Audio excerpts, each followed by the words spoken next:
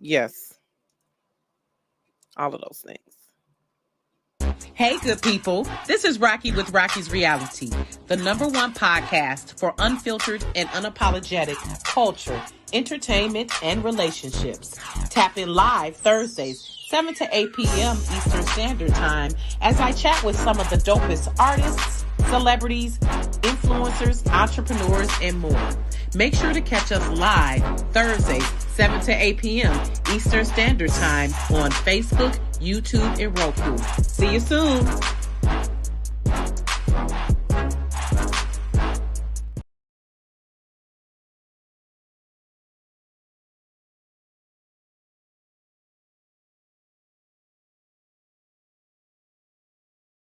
I had to explain to a potential client, like, because he's opening up a talent, I should say, talent management, curating business type thing. And he was like, we're going to be clean. We're not going to be doing all that twerking. And I said, well, depending on your audience, you might want to fit it in there cleanly, because technically it is a part of our culture.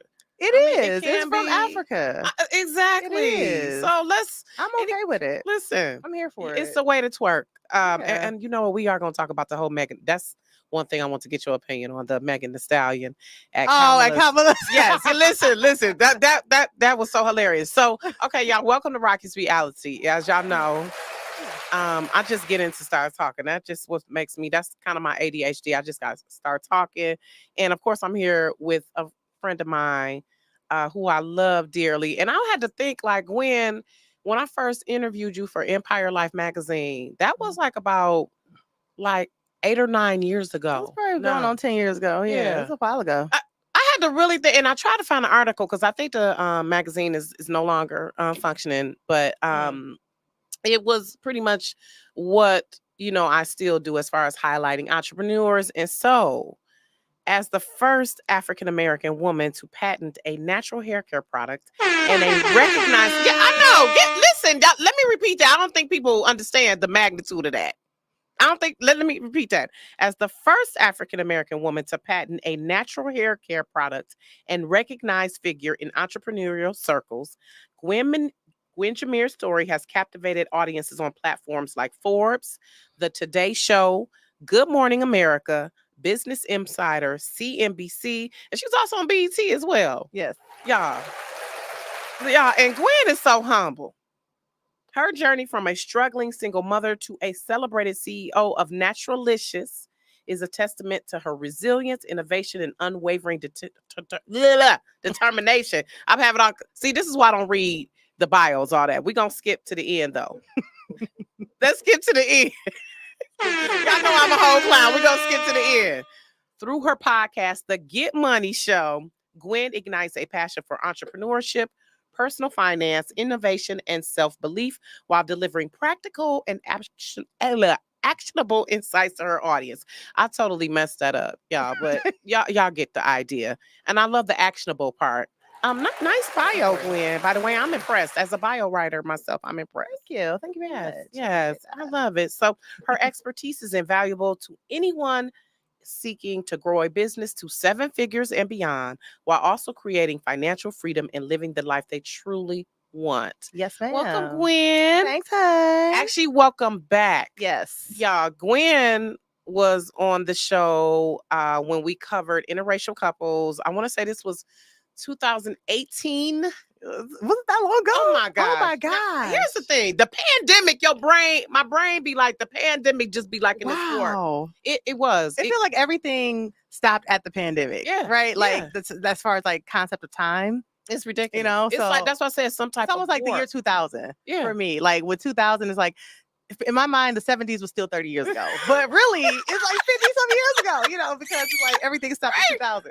Right. Wait a minute. We some old school music fiends, right? Yeah. So I got Sirius XM, and Sirius XM will show you the year. Mm-hmm. And I'll be looking like, this came out in 93. Right. I'll be in the car now, and all day I'm a 70s music fan. You all know that 70s, 80s. Mm-hmm. So because to me, music is timeless, and that's the beauty of good music, by the way. So, but welcome, Gwen. Welcome back. And I just want to give you your flowers. I really admire and love you. I just love how you are just a humble person, how you smart as fuck, you beautiful, and I love how that you have that business acumen too. I've always admired that about you. But I also love how you know how to have fun too. Thank you. And I I love how appreciate you can that. give people the advice in a relatable manner. And I just, and I'm just honored to know you. I just love and adore Thank you. you. I love And you as well. Kaden, and listen, and Papa Jimmere, they done been to the house for Father's Day, and we just had a ball. Okay. Yes. They part of the families now. The elders, they sit at the picnic table and just be so happy. And we sit at the, young people. At the kids' table. We at the kids' table kind of. We're still young. Yeah, we still are. Young, We are though. At least in comparison to them. Yeah, listen. And I'm just grateful that we are here and that we look the way we do, because 40 is a whole new, I don't know. Do you feel like different in your 40s? I do. And I'm going to tell you what I love about being 40 in the 40s. I love that I feel like 40 is relatively young, right? Because if you were to if you were to unfortunately pass away like today, they say like, oh my gosh, she was so young, right? Right. You're relatively young, but you have all the wisdom of 40 years of living. Mm-hmm. So if you took care of yourself and you weren't smoking and drinking your life away, you probably still look pretty good, right? So you can still, like at this age, it's the rare age where you can hang out with the 20-some-year-olds, depending on their level of maturity. Baby. And then you can hang out with the 60-some aunties, right? Yep, and it's like you can flow, right? But you're still young, but you have all the wisdom. It's like all the things that you wish you had at 25 that you didn't, but you probably still feel like you're in your 20s if you took care of yourself. So it's a really good age, but you also not here for that bullshit either. Okay, listen. Like you are able to see through the things. You're able to recognize the red flags right away, make good decisions. Whereas when you're younger, I kind of, it's 12 red flags, but it's like 2 green flags. And I'm just going like, you know what? Ding, ding, ding, where the bell? Lord Jesus. The moments we had, Jesus. So but now in the 40s, we like, no. It's different. Yeah. So I love this age. I do too. And I love the confidence we have. And like you said, our body, even though I do feel 20, but sometimes when I wake up after a night of partying, I'm gonna just be honest. I went to my 30-year reunion this weekend. I saw the pictures. We had a fucking ball. Great. Thank you. We had a ball. Okay, we did. But baby, Monday morning, what's that painting by Annie Lee? Monday morning blues when she sit, baby, that was me on the bed like struggling. But I was still grateful to just be there. And I love this age too, because it's like we kind of figured shit out. Yeah. Even though we haven't figured it all out, you're at the age where you're confident, you know what you want. Yes. And the importance of, just networking and leaning on each other and being cognizant of our health and having those options and being able to mentor the 20-year-olds. It's like you said, if they're mature enough to accept instruction, we can mentor them, and then we can kick it with the aunties too. Yeah. So actually, I was just on the phone with Sydney and my auntie and my mama. They died. They're all down in Atlanta. And we were like talking about my cousin, Lord Jesus bless her, who just, how you had them family members. But anyway, we ain't going to get into it. But I want to explain to people what this means for you to have a patent. Please break that down to people. Yeah. And then we'll get into the naturalicious journey. Let's start there. So I had, as you mentioned earlier, I'm the first Black woman to own a patent on a natural hair care product. And really what that means is it's intellectual property, right? So there's different types of intellectual property. There's patents, there's copyrights, and there's trademarks.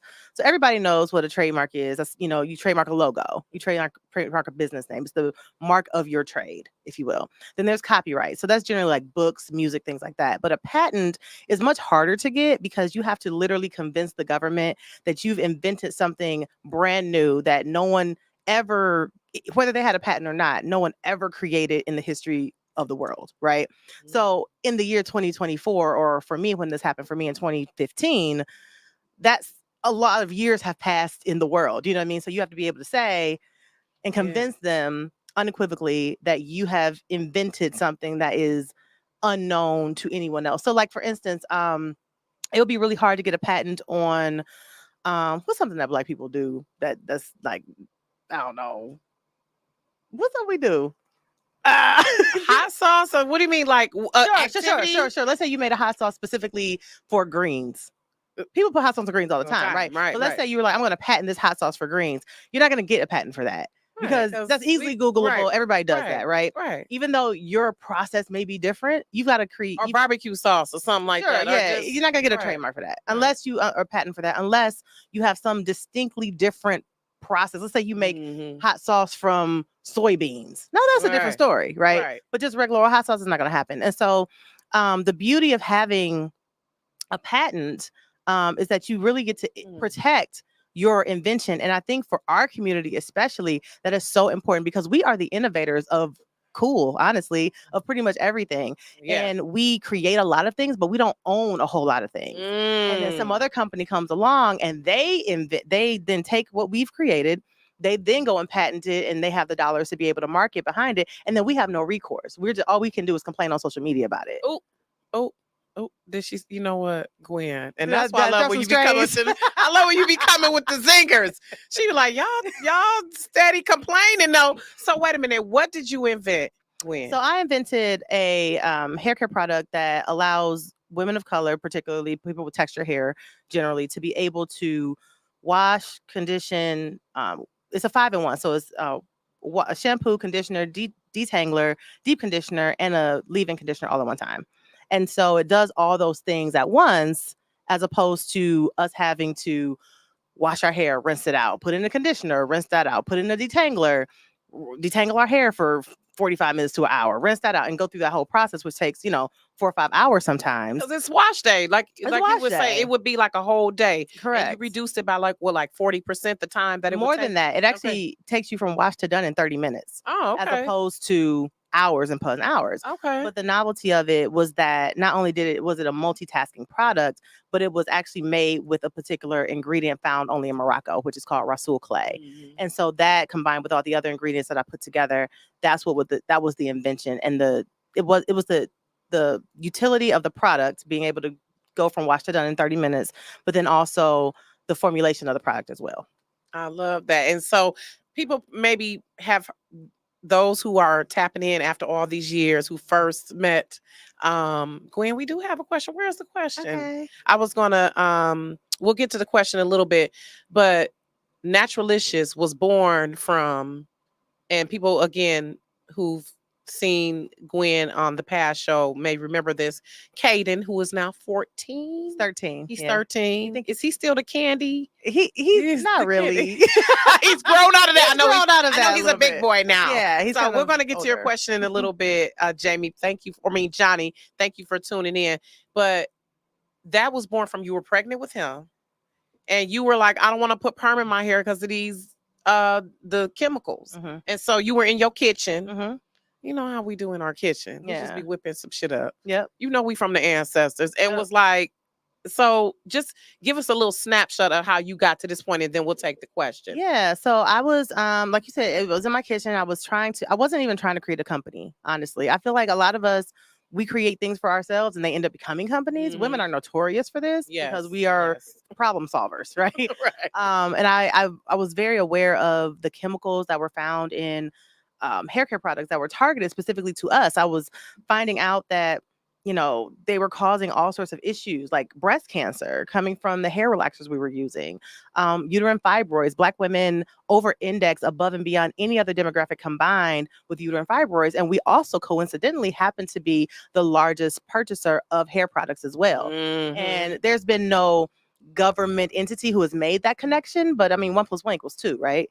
And so there's that. Also, little girls getting their menstrual cycles as early as 6 and 7 years old because of ingredients targeted to us. These same ingredients are banned in countries like Asia, continents like Asia and Africa, and even parts of Europe. But not here in America. And I can only imagine this for the dollars, right? But there's well-known ingredients that cause these issues. And so I was like, well, I don't want to have to sacrifice how my hair looks for my health, right? Like I want to have my hair looking great. I need my hair to be popping, but I don't want to die in the process, right? Like, and so I was like, why has no one come up with anything to solve this issue? On top of the fact that I don't feel like I should have to spend 5 hours on my hair. This is ridiculous. Let's create a solution to this. And so that was the catalyst for it. But I want to come back real quick to the patent thing. I want to kind of put this tidbit to the audience, is that having a patent is great, right? But we really need to start thinking as a community about dollars and money, right?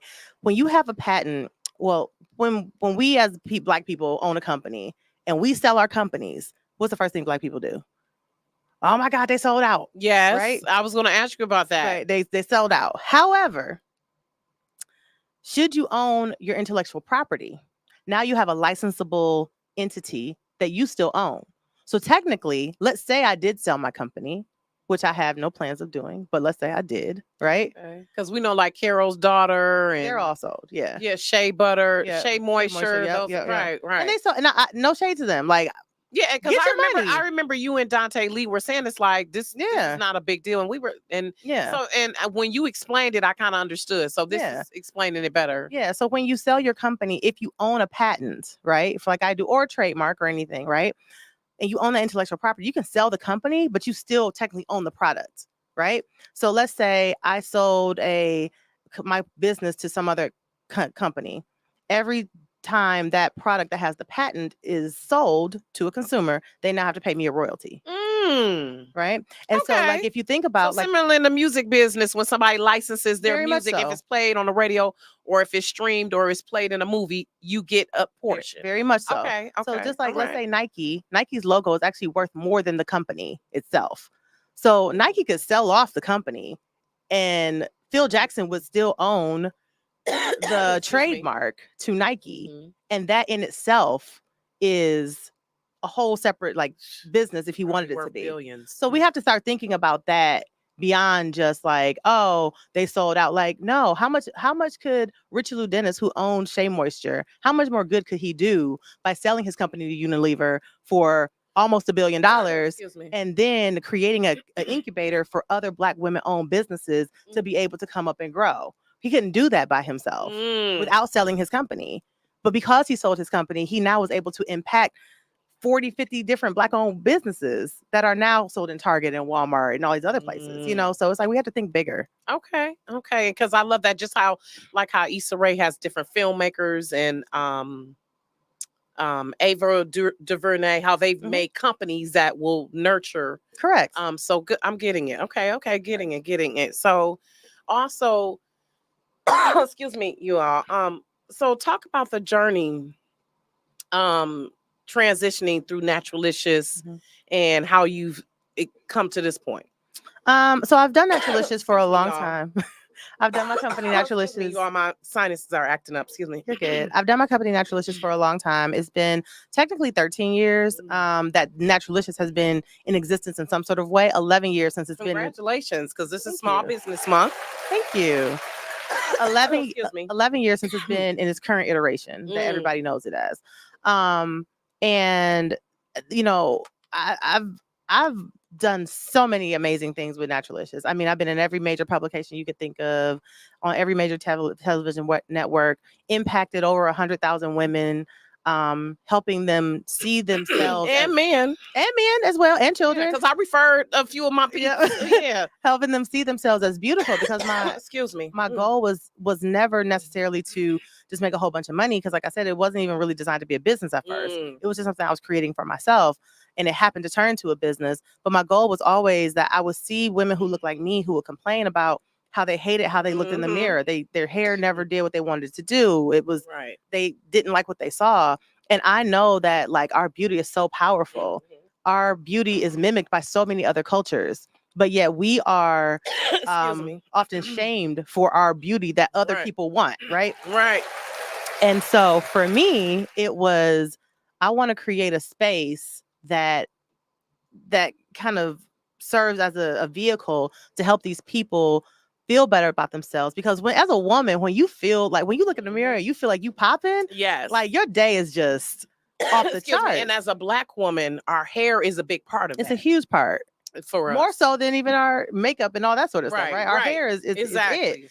And so that was what I was doing. And so over 100,000, okay, over 120,000. You started a group. You would do tutorials. I did. I love how you would educate people about the products, because people really thought. And I love how gracious Gwen would be like, no, that's not. You would like have a whole scenario. You know what? I'm sorry. Let's ask the question though before we forget. My phone about to die. Yeah, excuse me, you all. I'm sorry, my sinuses. Yes, you can get a patent easily. It's called a poor man's patent. You have never heard of this? No, that's not true. Mm-mm. That's not true. No. That is a very common.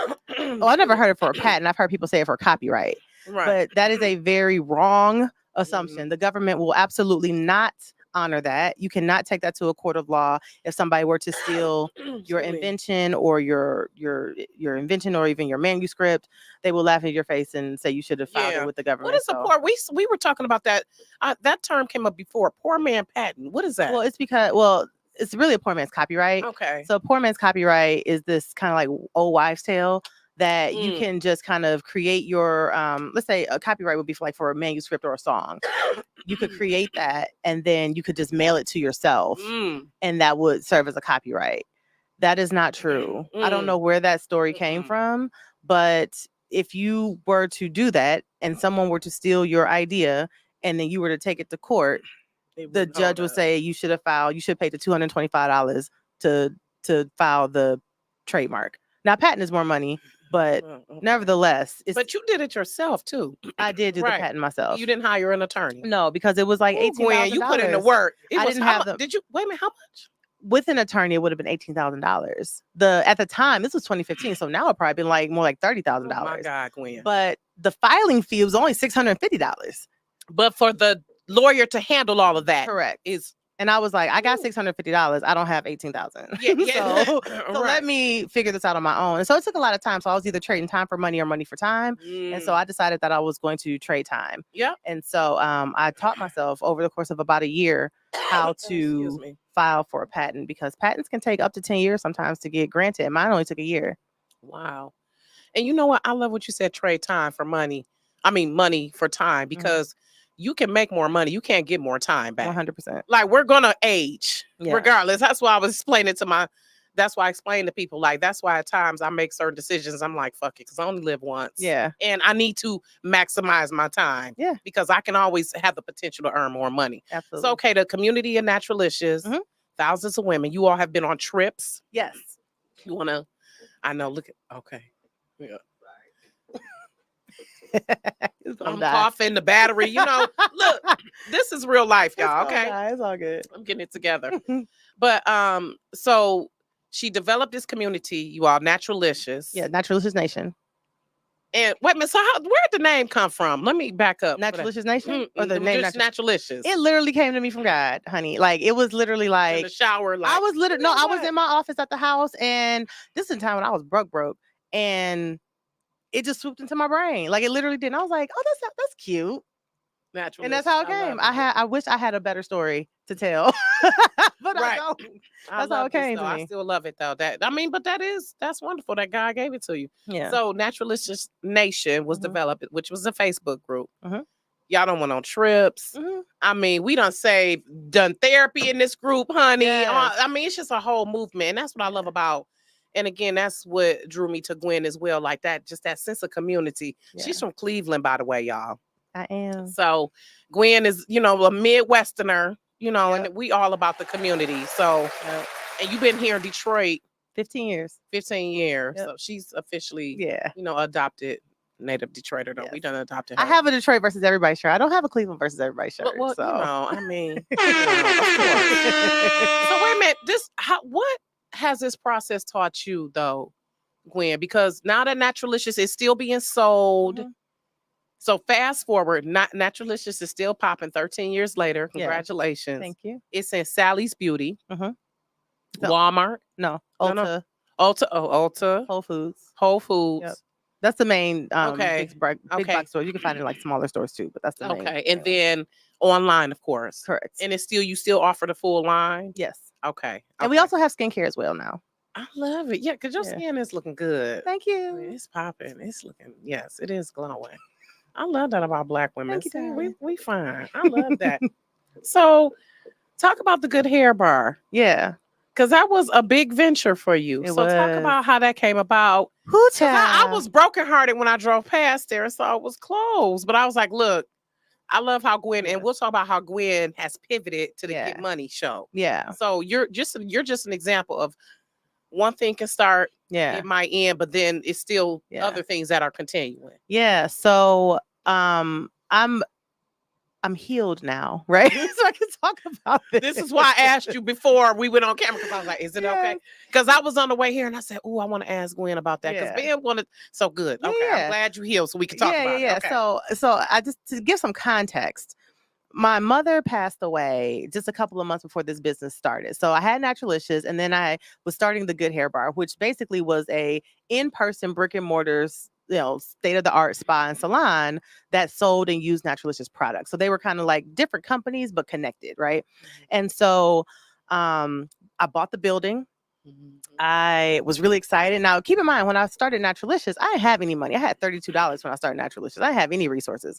When I started Good Hair Bar, this was 11 years into my entrepreneurship journey. So I had the resources, right? So I bought the building.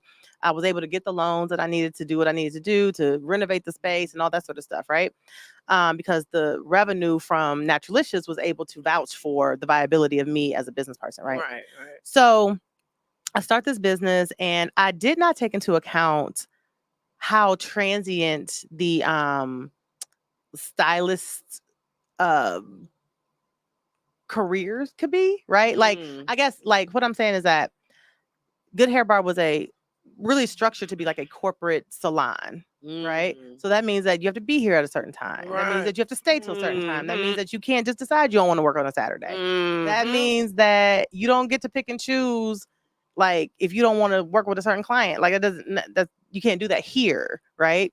You can't have your man coming in here starting random stuff. You can't call in on a Saturday and say, I'm not coming in because I just don't feel like working today. Like, you can do that if you have your own suite. But you can't do that here, right? And so we had no problems with clientele. In fact, I think it's still up. If you Google Good Hair Bar, you'll see it has like 200 some raving reviews, 5-star reviews. So it wasn't a problem with the clientele. It was staffing issues.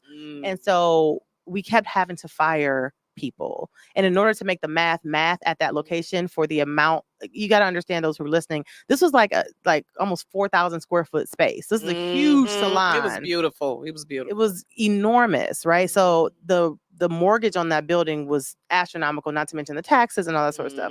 So in order to make the math, we had to have I think 12, we had 14 stations, and we needed 10 of them to be filled in order to make it work. That didn't account for the nail station or nail room or any of the estheticians or the spa stuff, right? But we kept having to fire people. So at any given time, we only had 6 filled at any one time. So like, we would have one person come in, great, we got a new person, but then we got to fire 2, right? And that kept happening. And at some point, it was just like, I can no longer personally fund this. Like, the business has to be able to sustain itself. Who's that? Oh, wow. I'm like, it's the war. What's that? Shit. Okay. And it wasn't able to do that. And so, just transparently, like, I had to close it, right? And when I closed, what was that moment like for you, though? It felt like, what was that moment when you were like, I'm gonna have to just let this go? It felt like defeat. It felt like I was so used to winning, right? Like, I'm not gonna say things come easy for me, because no, they don't. But like, I've always kind of overcome stuff. Like, if there was an issue, I was able to like figure out a way to finagle stuff to make it happen. And in this situation, it was just, I couldn't. And I just had to take my L and say, you know what? This has to close. And when we opened, we had 350 people at the grand opening. Hell yeah. And to have to close so soon, like, we closed within it was like just close to a year. Yeah. So it wasn't even a full year. Was embarrassing, right? In a way. And I wanted to hide, and I wanted to like just be quiet about it, not talk about it. On top of that, my mother had passed away. And then I was also going through the end of a relationship that I thought was going to be who I was going to marry. So that relationship was ending.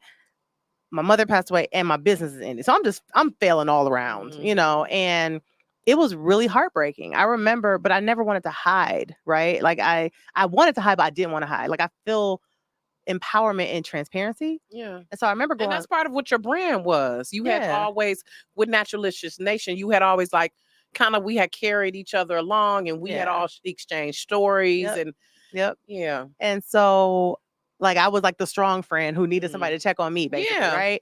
And Absolutely. because I wasn't talking about it, people didn't know to check on me. And I think I texted you a couple times. you probably did. But I Like- remember going live on Instagram, and I was just crying because I was tired of pretending with the highlight reel that is Instagram. Yeah. I was just That like, everything's okay. not Yeah. everything is okay. And I It's needed not. I needed to say, I'm okay with not being okay right now. Exactly. But I'm not okay. Yeah. And I need to get this out. And I was grieving. And I realized that grief is a very patient beast. Like, it will wait for you. You can distract yourself as much as you want to. But if it will just sit in the wings and it'll just wait. And then once you are not distracted, here it comes. Like, hey, Yep. I'm back, and so I just had to deal with that. And that very next day, my realtor called me, the one who had helped me buy that building. And I had to sell the building, and the building didn't sell for what I needed to sell to, so I'm underwater on the building. It was a whole mess. She called me and she said, hey, I just saw your video on Instagram. I'm really sorry that you're going through that. I'm going to connect you with some people that I know. But in the meantime, what is your plan? And I didn't have a plan. I was just feeling sorry for myself. And I was like, and instinctively, I said to her, I don't have a plan. All I know is that I'm a winner and this is temporary. Yep. And I believed that with every fiber of my being. I just needed to get through it. And so that call and that conversation was really the catalyst for me to put together a plan, because transparently, when that business closed, it put me in a whole like $147,000 in debt that I had to, like, hundreds of thousands of dollars, that I'm like, how did I get here? And a lot of times when people go into that, and this is kind of like segueing into yes, what I'm doing auntie. now. Listen, could the phoenix rises from the ashes, Jesus. So it was like, how did I get here? When people think of folks being in debt, a lot of times they're assuming that, oh, they was out here buying Louis bags and Gucci shoes and taking frivolous trips. Like, no, I called myself being a good steward of what God had given me, right? I called myself trying to multiply what he had given me with Naturalicious by creating another business and therefore creating jobs, right? And like helping other people, but it failed. And I just felt like, God, why? Why me? Like, why did this happen? Why did you allow this to be so easy for me to get into? Because I always felt like if it runs smooth, like his hand is a part of it. And it just moved so smooth. Like, it was the easiest building purchase for a first time commercial buyer ever. I think that the bank had said. Everything just went really smooth, but it still failed. And I just couldn't understand. And so I put together that plan. I said, I got to get out of this hole. And the good thing about it is that my mom and my dad have always been really good with money. But they were good with what they knew, right? Like, they didn't know about investing. They didn't know about that sort of thing. But they knew how to, like, my mom knew how to make $1 out of 15 cents kind of thing. And my dad was always very good at, like, thinking for the future, like estate planning and stuff like that. But we grew up in the hood, so it was like they had limited knowledge of finances, but they taught me what they did know. And so for that little bit of knowledge that I got from them, I was really good at, like, managing my money. So I said, okay, let me put together a plan so I can, like, see the light at the end of this tunnel, because right now I'm in a hole and I don't see any light and I'm just depressed every day. So I put together a plan and I worked the plan, and I ended up paying off $147,000 in 8 months. I love it. And I started to realize how simple it is to build wealth, but it's not easy, right? It's very simple. And I think that, society and schools and the 1%, they make it really complicated sounding, because the 1% has to remain the 1%, right? If everybody knows what they know, which is really not a whole lot, right? It's just a few things that you need to do. How they going to remain in power, right? So I started to be like, I did this, and I should caveat this and tell you, which I just told my community this yesterday on a live that we did, and the phone about to die, but it's all good. We can reshare the video. Yeah, but we can reshare it in there. I just told them this, and it was the first time I had said it out loud publicly to people who I didn't necessarily know personally. During that time when I was in that financially horrible situation, people do not know how bad it was for me. My lights got cut off. And here I was, like, if you Google Gwen Jimmere, you see all these accolades. You see all these, like, you think like, oh, she's like a millionaire, right? Just because you make $1 million in revenue don't mean you got $1 million at home, right? And so I was actually struggling. My lights got cut off. I was sitting at my kitchen table and the lights just went out one day. And I thought, maybe is it storming outside? Like, what's going on? So I pick up my cell phone. They made a mistake. So I pick up my cell phone. I call DTE. Like, and they're like, oh yeah, for non-payment. And I'm like, oh, what? A mess. My son, he's used to taking trips to the Maldives and going to Europe and all that sort of stuff. He came to me one day and said that he had holes in his Crocs and he needed some new ones. And I had to say, baby, I can't get them for you right now. And it was $45 and I couldn't get them. And that was the lowest I ever felt. And he said to me, well, are we running out of money?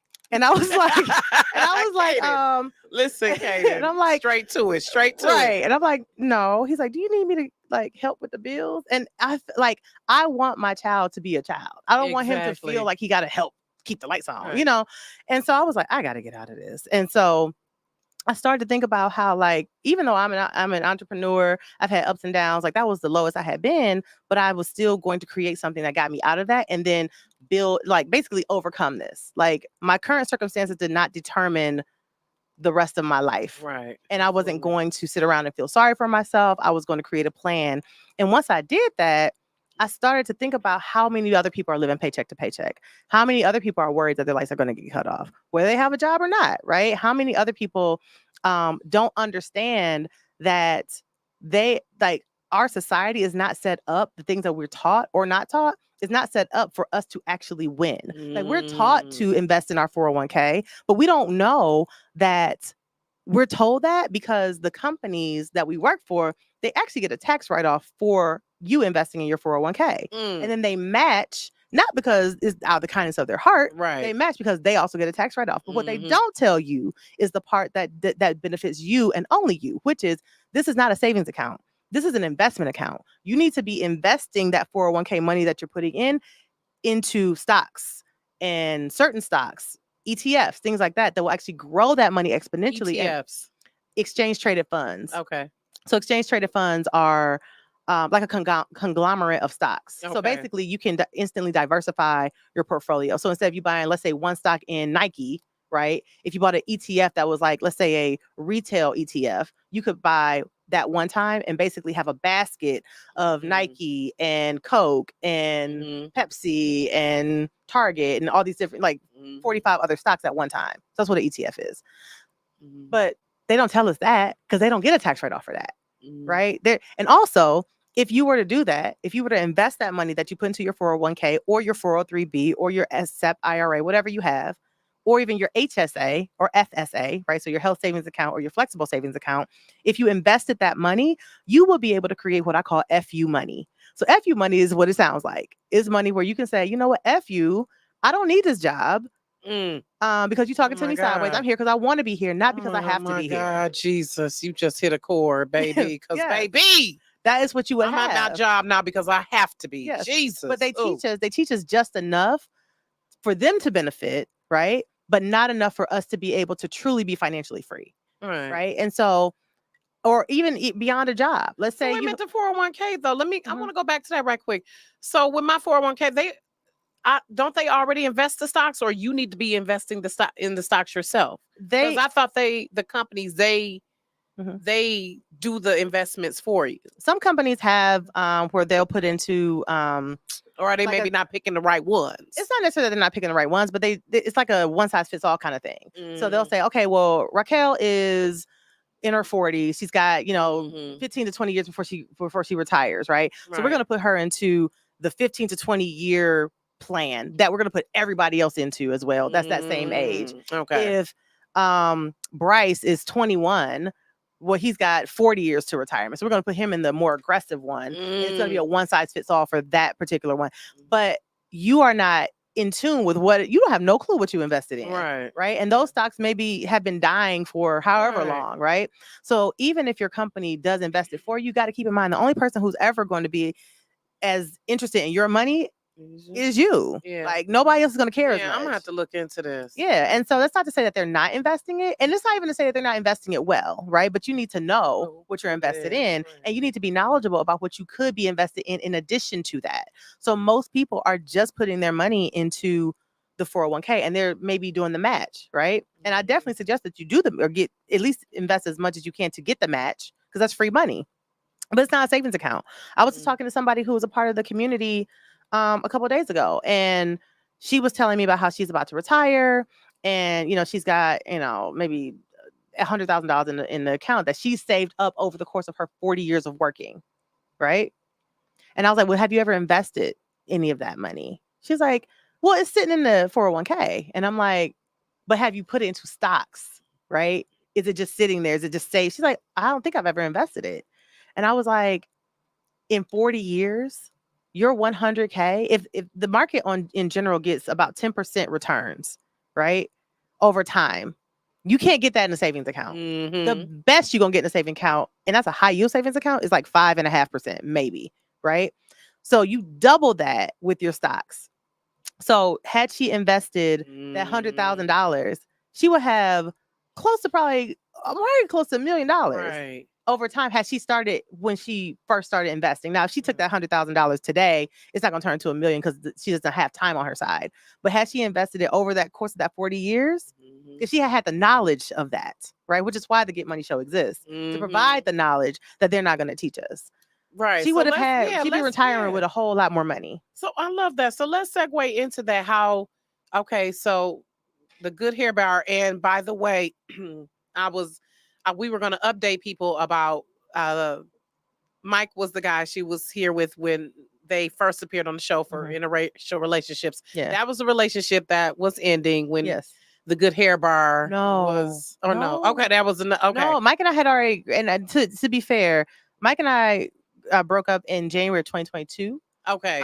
But Mike, even though we're not together, Mike still works for Naturalicious, actually. Okay. I love how y'all are still friends. Shout out to Mike. Okay. I will say that he is a great person. We are just not together. Like, we didn't make it, but we were together for 9 years. Okay, yeah. But he's a phenomenal person. The person who I was talking about that I had to break up with was some other narcissistic fool after Mike. So it definitely wasn't Mike. Okay. No. Okay, good. Shout out to Mike, by the way. Yeah. So, and I love how you all co-parent Kate, and I love how you all are still a family, and that just goes to show that's real big. They real big and mature about it, okay? Yeah, because they was engaged and everything. So so Good Hair Bar closes. Yes. And you sitting at the table, can't get the Crocs. What started that transition to you was like, because you had a podcast before, but what I could see with the Get Money show with Gwen, definitely you've ramped up. Like, I've noticed you posting on IG every day. Like, what describe that transition? What are some tools that have helped you to become financially free? Like, how did you, because I saw you on her YouTube. She has the how I got out of $140,000 in debt. Yeah. But that video is about an hour long. So give us kind of the cliff notes. The cliff notes, right quick. Yeah. Of how you came about and was like, look, I'm going to do the Get Money Show. Yeah. So the Get Money Show, actually, like you said, I had a podcast before, and it was called the Get Money Show. Okay. And I actually started it around Periscope time. I don't know if you remember Periscope. Yes. So I would just go live, but I was talking about entrepreneurship at that time. So I was teaching people how to get money in their businesses. And I would just go live on Periscope for like 20, 30 minutes. And that was my first time like going live and like getting like real-time feedback from people. And this was almost 10 years ago at this point, right? And then as I got, more involved with Naturalicious, this is around 2019, 2019, I started the Get Money Show, taking it from Periscope onto a podcast format. There was no YouTube involved. It was literally just audio. And so at that time, I was interviewing really successful entrepreneurs in hopes of inspiring smaller businesses to go big, with their businesses. But I got really busy and just didn't have time, so I shut it down. So pandemic happens, life happens, whatever. And I am sitting at the kitchen table, lights got turned off, came buy my son the shoes that he needs, and I put together this plan for myself. And during all this time, I felt very purposeless. And for me to feel fulfilled in life, I have to be adding value to people's lives. And with Naturalicious, I felt like I had done that for a long time, and I didn't really know how much more value I could add. Like, I had been, like you said, I've been teaching about hair for 10 years at that point. And it was like, well, how much more can I talk about hair? Like, hair is hair. It don't really change, So I don't know how much more I can say. And although I was still impacting people and helping them, I felt like I had done all that I could do that was innovative in that space. Right, you had covered it from the root to the end. Yeah, from the root to the split ends. I did the Repair Your Hair Challenge. Listen, everything. Like, I didn't have nowhere else to go. The whole thing. Yeah, I didn't have any more mountains to climb. And so so my next venture was the good hair bar, but that failed, right? So it was like, well, okay, what do I do now? Like and I felt, it's so funny. I was just talking about this with somebody last night. My identity was rooted in Naturalicious. So I felt like if Naturalicious isn't around, if Good Hair Bar isn't around, then who is Gwen? If you Google Gwen Jimmere, that's what you find, right? So I'm like, who am I outside of this? And to his credit, the person who I ended up breaking up with, we had a conversation about this, and he was like, well, if your purpose in life is to help add value to other people's lives and help them, transition from one bad place to a great place, Naturalicious or even the Good Hair Bar is just one vehicle.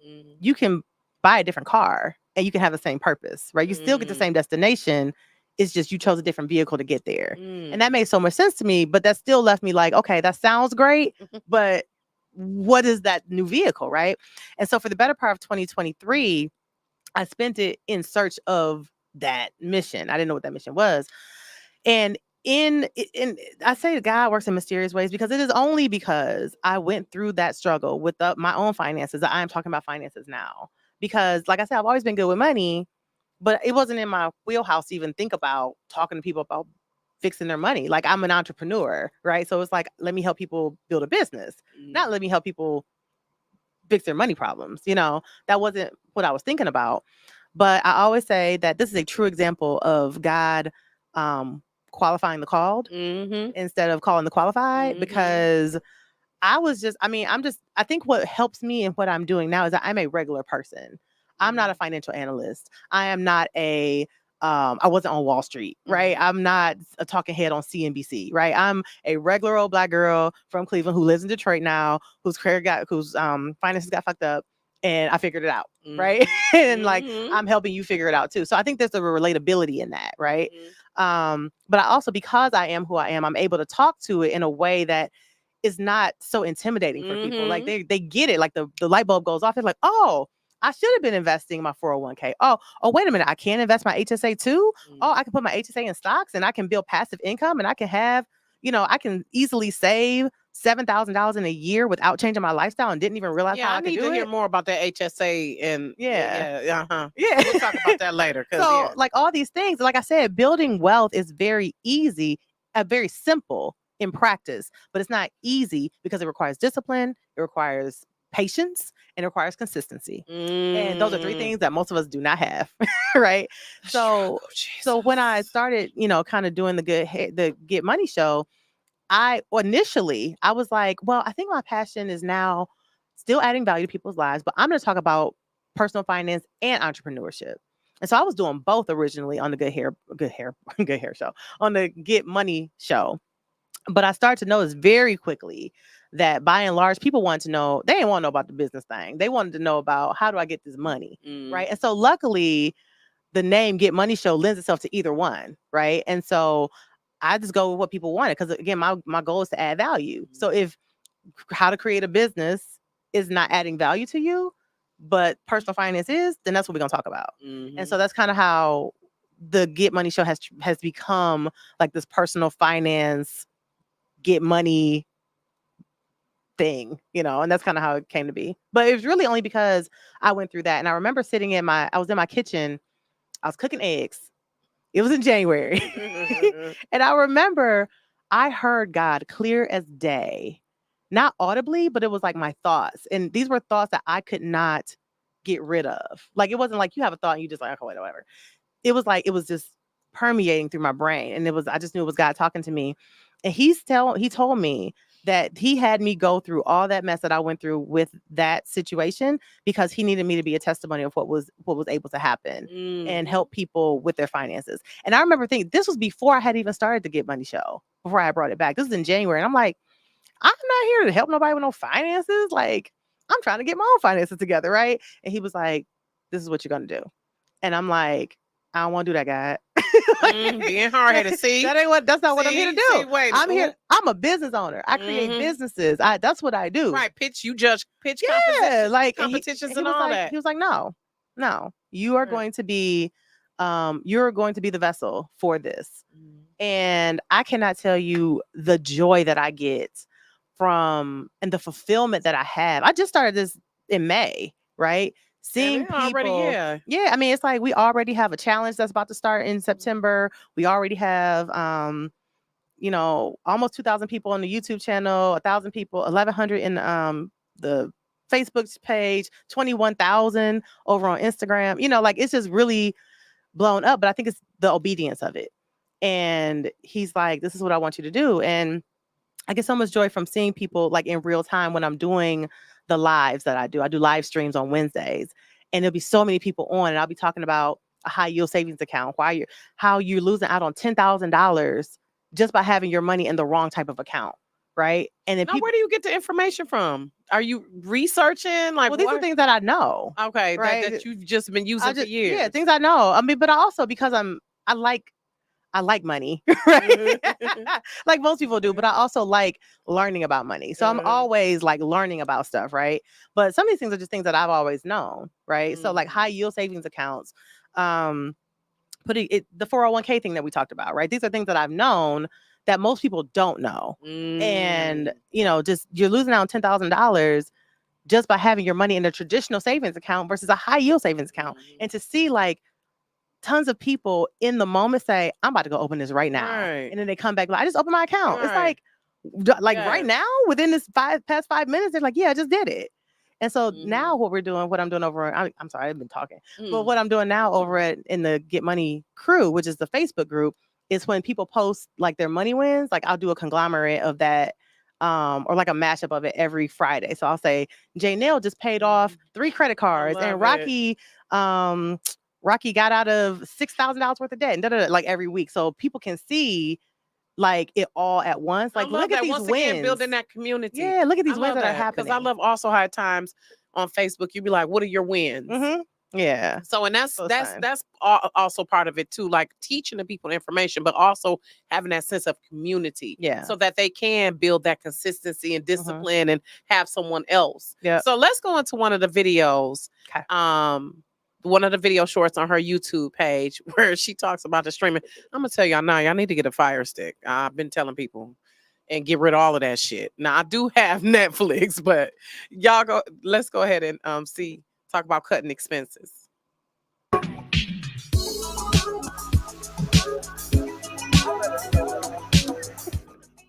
So a nice to have is something that you don't need to have in order to survive, right? It's just something that makes your life more enjoyable and probably more comfortable. So for example, your Disney Plus subscription, if you have a clothing subscription where you get like a subscription box every month, that's a nice to have. Those are not things that you absolutely have to have. Now you may feel like you have to have it, but let's be honest, you ain't got to have that for real. Once you've done this categorization, now you can really look and see, okay, what do I need to cut here? Because if you're looking at your debt on one hand, and then you're also looking at your expenses, you're like, okay, I need to get rid of this debt as soon as possible. So what can I cut over here? Or what can I replace with other things that provide a comparable experience that costs less money? And let's be honest, are you really using all those streaming services? Like, how much TV can you really watch? At one point in my life, I had Hulu, Netflix, Disney Plus, Paramount Plus, Max, Apple TV, and I don't even watch that much TV. Like, I literally have like 3 shows that I watch, and they're all either on Hulu or Netflix. So why do I have all these other services? Get rid of that. Now, if you're somebody who like, oh, I need Stars because I gotta watch my show that come on Stars, just get Stars, for example, when there's a new season, and then cancel it once you watched it. This way you get to reduce the cost of your monthly streaming service fees while also being able to see all the shows you already want to watch. What's the point in keeping a streaming service for months after you watch the show if you're not even watching that streaming service anymore? You're just wasting money. Another tip that most people don't think about, go to your cell phone, look up all of the subscriptions that you have for apps. Do you have any that are paid? If so, are you actually using them? Most people have 2 to 3, maybe sometimes 4 or 5 paid apps that they don't even realize that they're still paying for, that they don't even use. So cancel those that you don't use anymore or that you're not planning to use anymore. I have to caveat this and let you know that I am not here to be the fun police. All we're doing right now is simply taking what it is that you're already overspending on and replacing it or eliminating it if you don't use it. If you do use the thing or service, we're going to do our best to replace it with something that is comparable that costs less. If it's something that you're definitely not using anyway,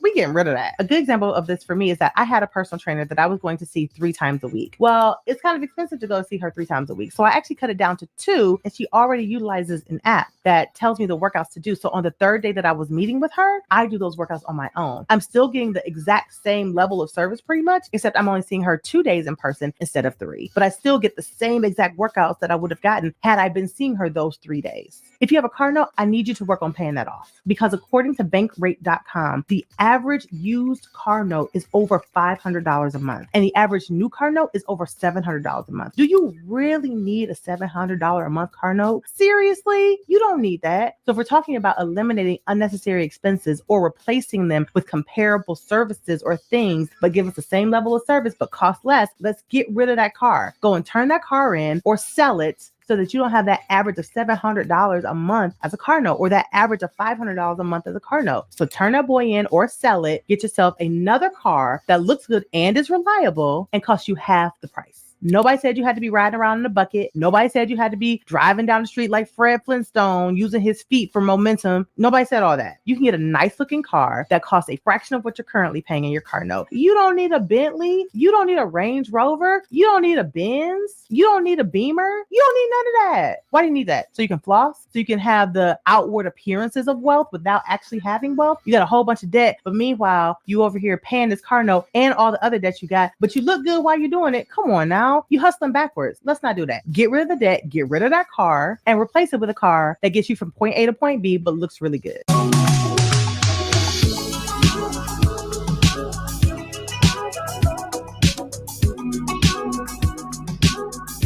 love that. Yes, Gwen. That is so you know what? I'm gonna just say this: get y'all a Fire Stick, because I'm the type. I will get a subscription and I set reminders on my phone to cancel the subscription. I've had to be purposeful about that, because sometimes I'll have certain clients and I'm using certain software with them. Yeah. And if you don't have that client, now I don't need that software anymore. Sure. So I'm making sure that I'm canceling it. So I've gotten really good with that, because all of these little, and Apple will drive you crazy. Apple.com. Yeah. Yes. They will 99 cents you to death. You don't get a bill, right? Yeah. You don't get a bill in the mail. No. I forget get about it. Right. But I have made sure that I set on my calendar and lets me know when I'm paying certain stuff. Yeah. So, but I agree with letting go on those streaming services, because it's ridiculous. Yeah. And like you, sometimes I'm like, it'll be some weeks I'm not even watching TV. Or if I'm watching TV, I want to watch Different World episodes or something. I'm not even watching I'm not really a reality fiend like that. I have 1 or 2 reality shows that I watch, and I'm like a Grey's Anatomy fan, and so great. I love it. Like they say, actionable tips. Yeah. And so what else? We wrapping up, y'all. Oof. No, we didn't even talk about pop culture. Oh, yes. Okay. Good. I'm glad you reminded me. Yes. Okay, so wrap it up. We're gonna wrap her up. I want to get your opinion on the Megan Thee Stallion at Kamala campaign performing. And also we're gonna end with your 5 faves. So boom, what are your thoughts on that? I mean, when I saw it, I was like, what is happening? Why is Megan? And I'm here for a Megan Thee Stallion concert. I'm here for a Megan Thee Stallion twerk session at the house or wherever, even out in the streets. But I don't know about the Kamala Harris. You weren't feeling it? I mean, you know what? Personally, me being me, I was feeling it. However, I think she was trying to apply to a different demographic, because we got to reach the young people. Yes, but I also know what her opponents would have done with that. And I was more thinking did they not think about how this is going to get spun? She has, this is who they have, talking to our America's children, and I loved it personally. Yeah, and I thought the outfits for Megan were pretty conservative. Now they were pretty conservative. I mean, clearly, but you would have never seen that at any other presidential. I mean, it was just Kid Rock and Hulk Hogan, though. Right. But I mean, but even at even with when Obama was running, right? I think the most risque they got was Beyonce, right? I thought it was Jay-Z. Yeah, Jay-Z was. Well, but Jay-Z not rocking. I mean, I'm saying clothing wise. Beyonce will come out like a little short skirt, whatever. But I think Megan's reputation, right, or what she's kind of known for, is this kind of Bootylicious. You know, I think it's partly too that people don't realize also her background, that she does have some substantial things that she's done. Oh, she absolutely does. And she's You know, a college graduate. And all right. that Like, sort of I don't stuff. think a lot of people are aware of that. And But that's the problem, right? Yeah. So because perception is reality, Yeah, right? yeah. At least it's your reality, right? Yeah. So if the majority of America's perception Yeah. is that, you know, Kamala Harris is this black woman who Trump says ain't black but is black and whatever. Oh, Lord. And then so we got that debate, and then you got Megan, who is kind of known for like twerking and not even just twerking, but you know, cussing and saying all kinds of stuff. Again, I'm all about it, right? But I'm not running for president. You know what I'm saying? So I thought it was a huge risk on Kamala's part. I hope it works out in her favor. I haven't really been too entrenched in like the presidential stuff because I already know who I'm voting for, so ain't nothing they can tell me anyway. But I've like kind of purposely stayed away from like looking at like the Trump stuff and what all their propaganda. So I don't know what they've said about it, but I can only imagine that they had some super negative things to say. But us as you know, aunties and cousins, we were definitely talking about it. I was shocked as well, but then I thought like the publicist in me was like, you know what, she's maybe trying to reach a certain demographic and wake up a certain generation to get to encourage them to get to the polls, hopefully. And it's as simple as if you have someone recognizable that resonates with them, they're like, oh, well, she had her performance. You know, maybe it ain't so bad after all. I'm thinking a younger. I'm thinking maybe the younger demographic, because that's definitely an issue with getting people period to the polls, but getting the younger demographic, I think, is always a struggle. Yeah, I'm wondering what the conversations were when they were planning who was going to perform. I wonder, like, that who suggested? Was it Kamala herself, or she probably wasn't even in the meetings, right? It's probably somebody else. I'm like, who suggested Megan? And then who approved it? I'm not. I mean, and then the thing is, it was in Atlanta too. Let's be clear, because if it was in, I don't think she would have done that in Wisconsin. That's nothing. Or Detroit. Listen, and the way she got with the lady yesterday, I said, was that in Detroit? That was yesterday when she told them, look, I saw it. Pretty much shut the fuck up. That was pretty much the gist of it. I'm like, ooh. So yeah, hopefully it works out in her favor. I hope she is able to get the younger people out to the polls. I do think that they feel very like jaded with the political system, and a lot of them are just like, I'm not gonna vote at all. So hopefully that hopefully it works out in her favor. I have a lot of faith in her running. I think it's time for a woman to run shit, period. Yeah, I think she could win. Honest, like the men, y'all have had it enough. Yeah. And I know we going over, we gonna wrap it up. Y'all have had it enough. Old men too. Like. Yeah, so I'm really glad that she's because when honestly I'm not gonna lie, when I first heard that she was running, I was like, oh no, she ain't gonna win against Trump. Like that because I didn't think that she should, but because I just didn't like, I'm like, the Trumpers are strong, you know what I mean? Like they gonna come out as a woman and a black woman. But right, you got 2 strikes against you, right? But like that same night, there was like 45,000 black women on a call raising $18 million. And the white women joined in next week. And then they had 9. Yeah, then they had it was called White Dudes for Kamala. I was like, come on, white dudes. With the white dudes. Yes, at the rally yesterday, it was a white dude with a shirt on. Shout out to Charlene Mitchell. She sent me a video up, and a little white dude was sitting there. Yes, little older man too. Yeah.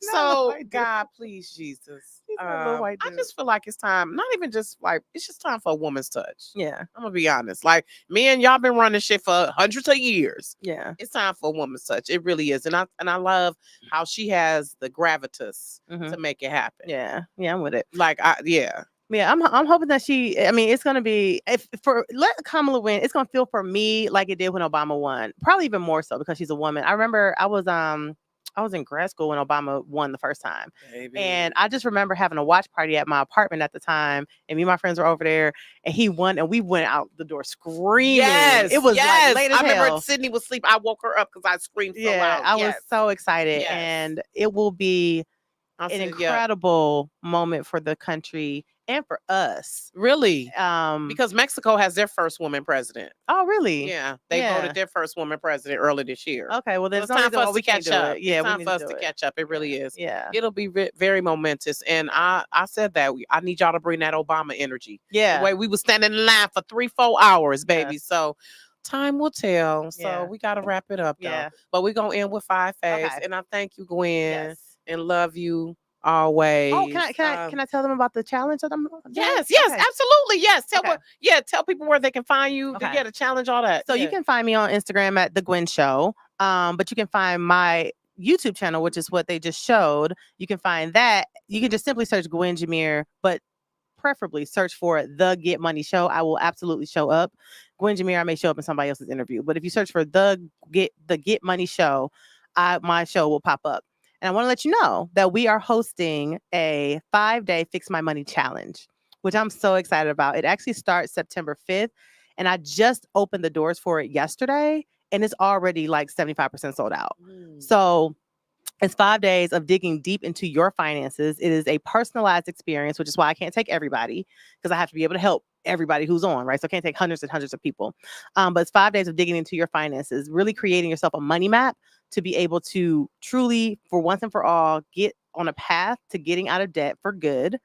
So you're not living paycheck to paycheck. So you're not wondering, and even if you're not someone who's living paycheck to paycheck, just the fact of having debt in general is a weight on your shoulder. Yes. Right? Yeah. Like, let's get rid of that, because you cannot, the money that you're spending on debt, like you just bought a car, right? The money that you're spending on your car note, what if you took that money and you put that same amount of money into the stock market? Right. Right? How much money would you have given interest passively? That's passive income. I'll give you a good example. I was paying, and I love using myself as an example, right? Because we've all made mistakes with our money, right? I had a BMW convertible, hardtop. It was beautiful, right? This joint was $960 a month, right? And I was happily paying this thing, right?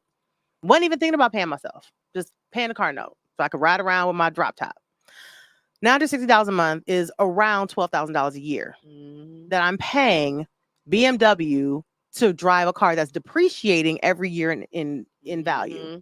Bought the car for $60-some thousand, right? By the time I sold it back, it was only worth like 20-some thousand, right? Crazy. It was like 3 years later.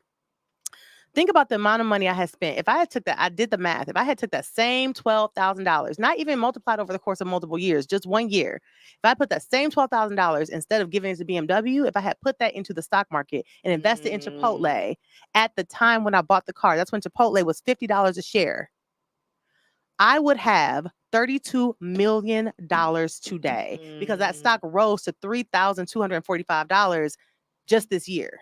So from $50 to $3,200, that stock rose. And had I put that $12,000 in there, this wasn't even 10 years, this wasn't even 5 years ago. Had I done that, I would have $32 million, and you would not see me right now. I would be gone somewhere else. Listen. Right? But that's what I'm talking about. Like, because it's not tangible, right? We always want the thing that is like, we can look at it and feel it. We're not thinking like, what if I just put this money here instead of throwing it away there? But you can't put it in the stock market if you're paying it in debt, right? So the money that you're paying in debt, you looking like, damn, what could I be doing? Yeah. I need to get my shit together. The money that I'm going to join this challenge. Wait a minute, we got to wrap it up. Tell them how we can join the challenge. You can join the challenge by going to you can go to gwenjimmere.com/fixmymoney.